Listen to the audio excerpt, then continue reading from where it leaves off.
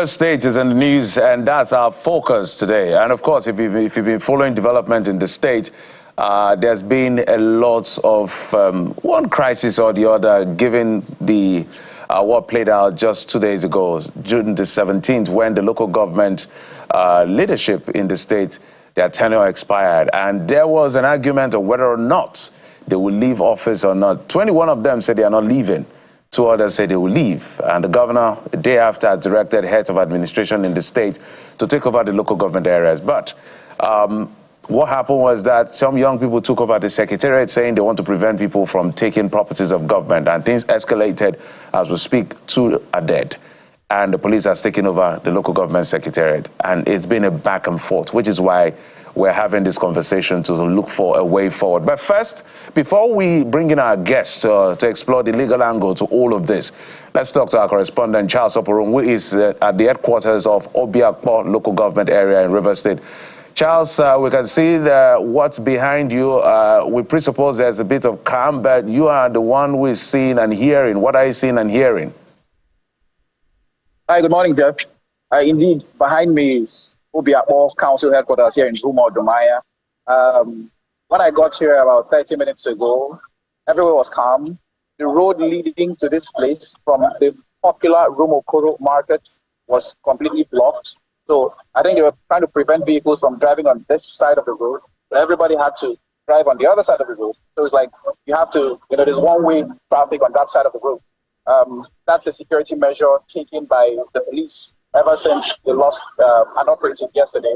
And then at the council headquarters, I was prevented from getting entrance, but I could see that there was a small army of policemen inside. They were engaged in their drills. A few of them were outside at the time I got here. And I did interact with a few of them. And they told me that their instructions were to prevent anybody from being at the council secretariat. So nobody is allowed to go in, let alone come out, right? And nobody's even allowed to loiter in front of the secretariat. They told me to push away, to shift away from the secretariat. They just allowed me, because I'm a journalist, to stand around here. But I've seen them a couple of times when people have tried to stay around before my AS work. So security is kind of tight here for the policemen inside. And then patrol vehicles have been driving in. Not long ago, barely 5 minutes ago, a convoy of patrol vehicles drove up, looked around, spent a few minutes, and then left. I don't know, probably they're going to the next council secretariat. So that is the situation here at Dumaya Council headquarters of Obio Akpor local government. Okay. All right, Charles, I know we know that is the local government area of the FCT Minister Nyesom Wike, as well as Martin Zame Wule. Have you had any conversation with anyone? What are you hearing from them as to how they're internalizing or observing the situation where you are? When you say anyone, are you asking about the political elites or people who live around here? Both residents and political elites, whichever you were able to talk to. Okay, on my way here, there's a market, the market is on this other side. So, and the market is there, right? The security presence here is huge. But I did speak to some of the traders on this other side of the market, and they didn't have a problem. They said whatever is happening at the council headquarters does not actually affect them. Business is ongoing, and the only challenge they have is because the police have sealed off one side of the road, therefore the traffic is heavy on the other side. That is the only challenge they have. But nobody has really, told me that whatever happened here has affected them in terms of commerce or commercial activities. But even yesterday, while everything was happening here yesterday, business was ongoing. Business was going on in the market, So then as for the political elites, I haven't really spoken to any of them just yet. I did try to reach out to a couple of them who are from this local government, but they've all kept mum at the moment. Yeah. Charles, is there anything additional that we now know about the identities of the 2 men killed yesterday, the police operative and the vigilante corps? And is the state government, by the way, saying anything about the 2 deaths recorded? So far, so good. We've gotten one statement from the Rivers State Police Command, as signed and released by the Police Public Relations Officer, SP Grace Iringepoko. They're being tight-lipped. They haven't released the identity of the policeman who died. Neither have they released the identity of the vigilante operative who died. But then they have said that if you look at the first line of that statement, it reads, following a breakdown of law and order across the 23 local government councils. That is the first line of that particular statement. So it means the police are admitting that there was a breakdown of law and order yesterday, and as a result, they are taking proactive measures to make sure it does not repeat itself today. Now, as for the identities, we don't know who they are. Yesterday, the governor had a security council meeting with the heads of all the security agencies operating here in Rivers State. But after that meeting, the heads of security did not really say anything. Of course, it was a private conversation with the governor, so they really didn't talk. And the governor did not give an update on what actually was discussed. He had his own speech, which is everywhere, but we don't know who lost their lives. It didn't happen here. It happened in Omuma local government, which is close to Imo State. Omuma Iche, that constituency, that was where it happened. So, but we've not been able to ascertain who it was that sadly lost their lives yesterday. I must say, Charles, that it's great to see people just walking around. You'd almost think this is not the same Rivers that we saw yesterday. So I think that speaks to a sense of calm. To some extent, perhaps it's just people still watching anyway, or it speaks to the personality of the Rivers people.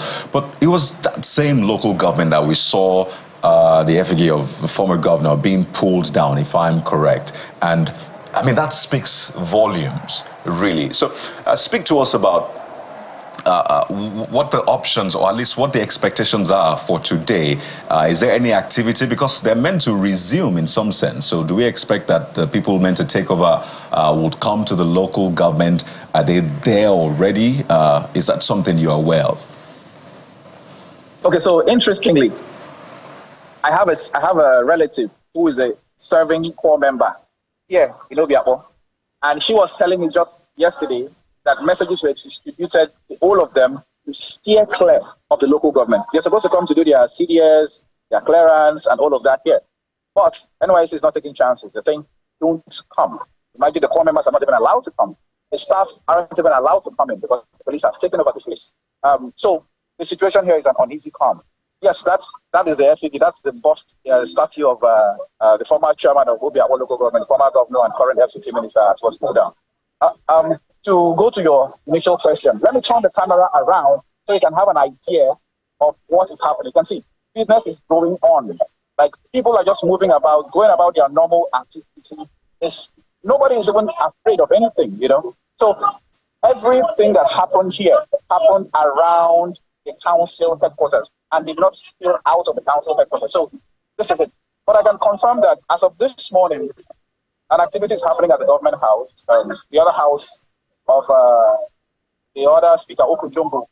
You understand that there may be a screening for some, I don't know if it's CTC chairman now or local government chairman.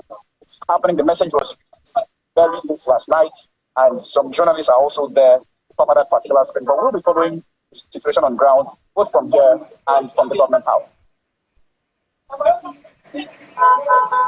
All right, Charles, thank you so much for reporting, and stay safe wherever you are around Obio local government area. And let's now move over to Deborah Balama, correspondent still in Rivers State. In the next just local government nearby Obio, which is Port Harcourt City local government area, where she'll be giving us an update. Deborah, if you can hear me, maybe a quick update as well.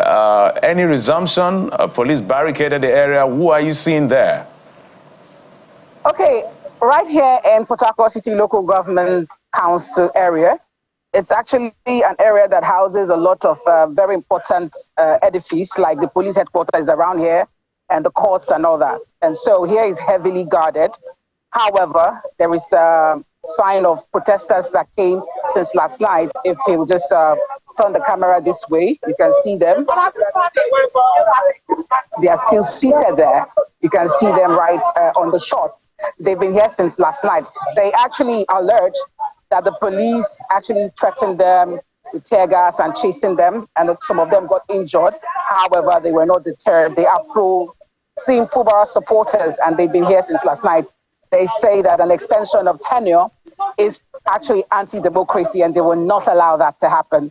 So that's the situation here. And then, well, contrary to what is happening in Akpor local government area, where, of course, I've also gotten footages from, those people are accusing the police there of barricading those who are the past chairman, detail, and appointees from going into the council. But from what I see here, it looks different because it looks like the police is preventing everybody.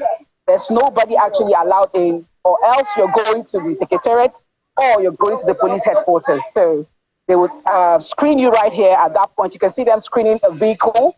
And then when they do find out that the vehicle is going to the police headquarters or the secretariat, they allow them to pass. But if you're going to the council, you're not allowed. So it looks like they're actually preventing everybody, sort of to prevent a clash, perhaps. That's what I can say from what I've seen here so far.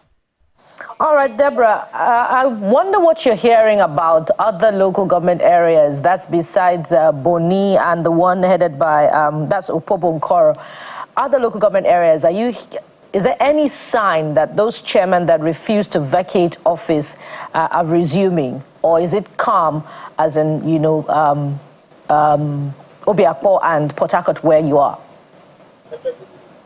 Okay, an eyewitness account from Akpor local government has it that some people who are loyal to Nyesom Wike, who also work in the council as appointees, were trying to gain access into the secretariat this morning, but they were also prevented by the police.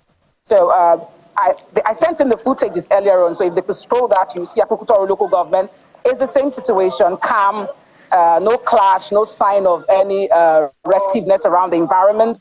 However, the police is still packed at the council gate, and they're trying to ensure that there is no breakdown of law and order. It's the same thing everywhere, I think so, from the feelers I've gotten from eyewitnesses from different local government areas as at now.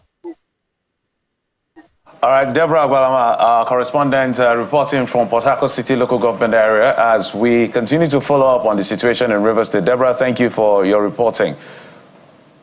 Thank you so much, Geoff.